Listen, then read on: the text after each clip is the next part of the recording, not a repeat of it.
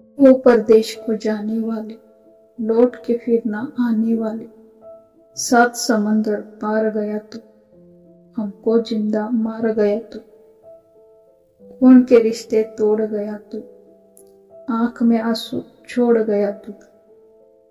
कम खाते हैं, कम सोते हैं, बहुत ही ज्यादा हम रोते हैं। चिट्ठी आई है, चिट्ठी आई है, आई है। या गझलला ज्याने ज्याने कधी ऐकले असेल त्यांचे डोळे त्यावेळी नक्कीच पाणावले असतील, परंतु तिला गाणारा आवाज आता कायमचा शांत झाला आहे। पंकज उदास आपल्यामध्ये आता राहिले नाहीत।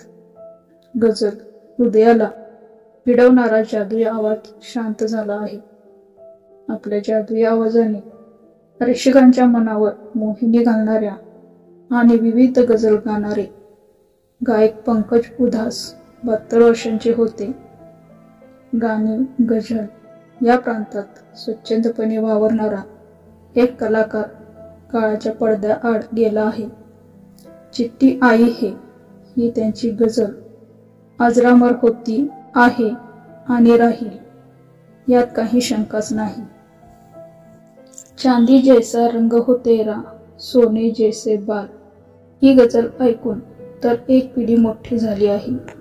या प्रकारचं प्रेम व्यक्त करणारी गझल असो किंवा चिट्ठी आई है सारखी वीराणी असो, त्यासाठी पंकज उधास हे कायमच स्मरणात राहतील।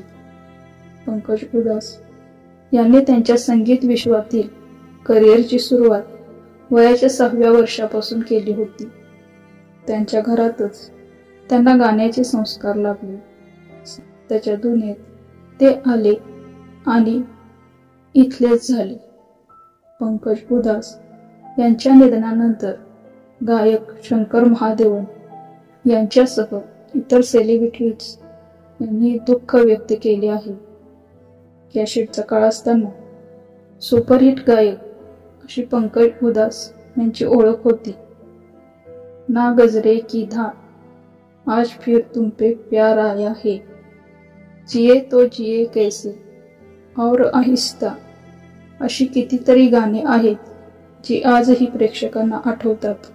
ती त्यांच्या शब्दामुळे आणि पंकज उधास यांच्या मधुर आवाजामुळे। पंकज उधास यांचा जन्म 17 मे 1951 या दिवशी गुजरातमध्ये झाला होता। 1980 ते 1990 च्या दशकात ते भारतातील सर्वात लोकप्रिय गझल गायक बनले। त्यांनी त्यांच्या मृदू आवाजाने भारतीयांचे मन जिंकले होते। भारतातच नाही तर परदेशात देखील त्यांचा मोठा चाहता वर्ग आहे।